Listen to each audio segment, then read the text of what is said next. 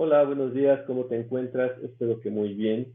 Esta es tu clase de Historia 3, Historia de México. Pues vamos a comenzar. En esta semana nosotros veremos cómo en, en México se va a tratar de encontrar un sistema político estable, ¿no? Ya quedamos, nos está pasando bien, nos están pasando bien los mexicanos, los políticos, después de 1820, ¿no? Que será la independencia de México.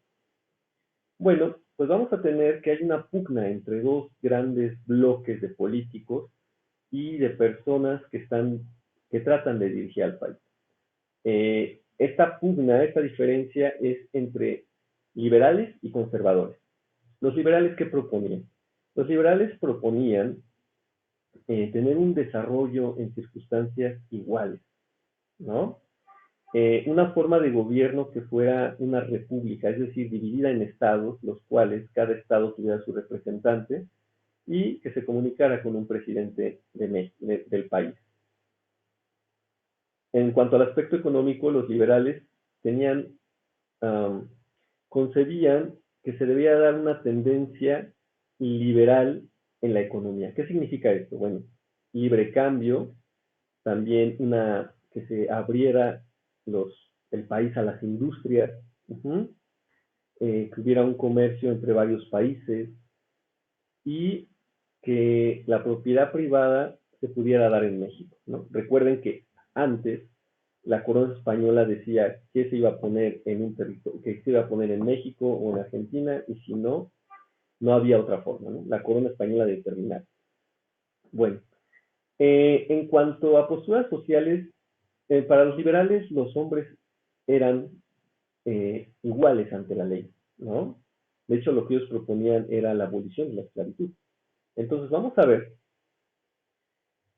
que los liberales eran como ideas más avanzadas para su época, ¿no? Y algo que es muy importante, ellos proponían la separación de la iglesia del Estado. ¿Qué significa esto? Piensen, estamos entre 1810 y 1840. ¿Quién tenía el control cuando se va la corona española? Pues la iglesia. ¿Por qué? Recuerden que la iglesia empezó a asesorar una gran cantidad de terrenos. O sea, ellos cultivaban, ellos tenían haciendas, muchas haciendas. ¿Y qué va a suceder? Pues bueno, que tenían mucho control. Podían dirigir un pueblo, dos pueblos, tres pueblos, una ciudad, por el control por el poder que tenían. Manejaban ganado, manejaban cultivos. eh, entonces, la iglesia, no crean que era únicamente la que divulgaba la palabra de Dios, no. También tenían mucho poder, ¿no? Y los liberales pensaban que la iglesia no tenía que tener poder. ¿Por qué? Pues por la historia que había sucedido. Recuerden con las monarquías, el control de la iglesia, que únicamente sobrevivían para hacer política y no siempre para los que creían en Dios, ¿no? O sea, una cosa es la creencia y otra cosa es llevar a cabo actividades en un país, ¿no? Lo que es la política. Entonces, bueno, eso creían los liberales. ¿Qué pasa con los conservadores? Los conservadores, al contrario de los liberales, ellos eh, trataban de buscar una república que estuviera centralizada. O sea, ¿qué significa esto? Nada de estados, a partir de un centro, que era una monarquía, trataban de que se pudiera controlar todo el país, ¿no? Era lo que proponían. Y ellos optaban por una política más de protección del gobierno, ¿no? El gobierno determinaba que se iba a cultivar aquí, que se apoyara con dinero, ¿no? Con mucho control del gobierno. Eh, y ellos estaban a favor pues de mantener privilegios a clases sociales, a los militares, a los eclesiásticos, a los hacendados, a los terratenientes. Hay un caso muy horrible en el norte de México, en Monterrey, que de alguna forma, um, bueno, hay una senda, la familia Terrazas tiene un control de todo lo que era el norte del país, Monterrey, bueno, lo que es Nuevo León, Tamaulipas. Tenían mucho poder, tenían una gran cantidad de ganado y tenían control de todo eso, ¿no? Lo que proponían los conservadores, bueno, pues era mantener que la gente, que los hacendados siguen teniendo ese poder, ¿no? Y generalmente con poder las personas no crean que son muy respetuosos, ¿no? El poder envilece y eso sucede en todas las partes. Los humanos son así, ¿no? Ahora, ¿qué pasa con la iglesia? ¿Qué proponían? Pues los conservadores decían que la iglesia tenía que estar en la educación, que tenían que mantener el control en las haciendas, en fin, ellos decían que no se tenía que cambiar. Bueno, vamos a ver eh, esta parte de la ideología liberal y la conservadora, que va a estar muy presente en todo 1800 en México, ¿no? Es decir, durante el siglo XIX. Bueno, nuestro segundo tema es la Constitución de 1857. ¿Qué es lo que vamos a ver en la Constitución de 1857? Bueno, esta Constitución tiene una tendencia más de corte liberal, donde se asume pues, la abolición de la esclavitud, eh, que bueno, fue un poco de papel, porque en las haciendas las condiciones eran terribles, como los tenían a los trabajadores, y se va a dar más privilegio a las personas, ¿no? Va a tener esa intención de separar el Estado de la Iglesia, como lo veníamos viendo, y de alguna forma es una constitución que se va a mantener durante mucho tiempo. Recuerden que una constitución es un conjunto de leyes, ¿no? Que gobiernan una sociedad. Ahora, nuestro tercer tema son las leyes de reforma. Es interesantísimo porque durante todo el siglo XIX, es decir, 1800, 1899, la iglesia va a tener fuerza, pero no tanta como cuando estaba la corona española. Ya quedamos que la iglesia tenía grandes territorios, tenía muchas haciendas, tenía obviamente propiedad de muchas iglesias, muchos conventos. Las leyes de reforma lo que van a hacer es separar lo que es de la iglesia y del Estado, ¿no?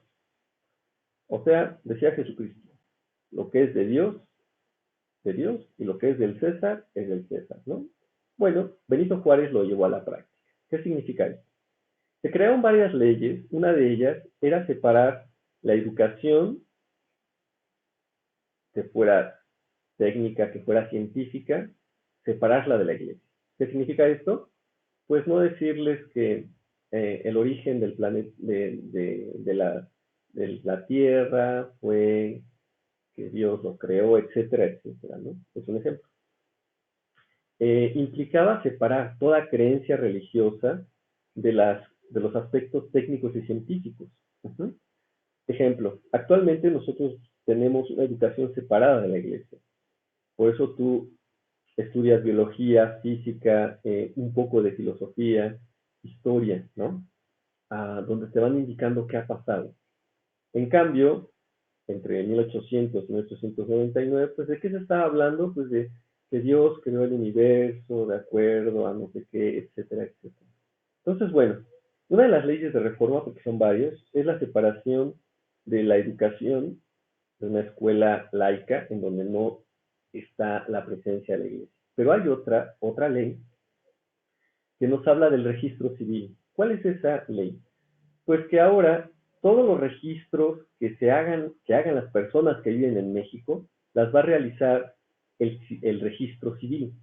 Sí, es el lugar donde tu mamá o tus papás se fueron a casar, o te registraron, o si alguien muere en tu familia, bueno, ahí se registra, ¿no?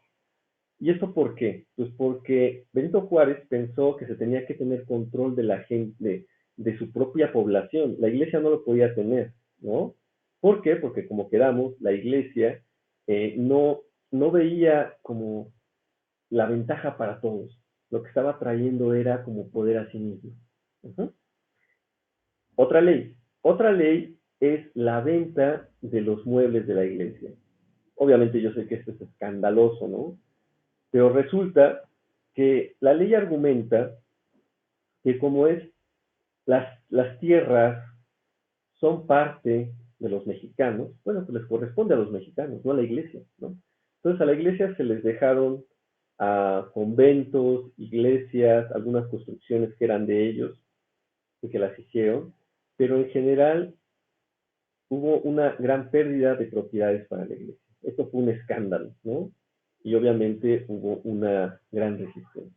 Pero bien, esas son las leyes de reforma. Y por último, vamos a ver la intervención francesa.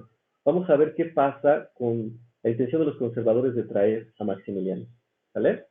Y obviamente el fracaso y la intención de Benito Juárez de mantener